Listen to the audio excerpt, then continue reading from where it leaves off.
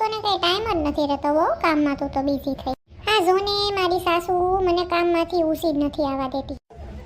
ભૂખરી અમે તો બધાએ પ્લાનિંગ કરી છે નીચે નવરાત્રીમાં ઠમ ઠમ કરતું ચણિયા ચોળી પહેરીને ગરબા ગાવાનો.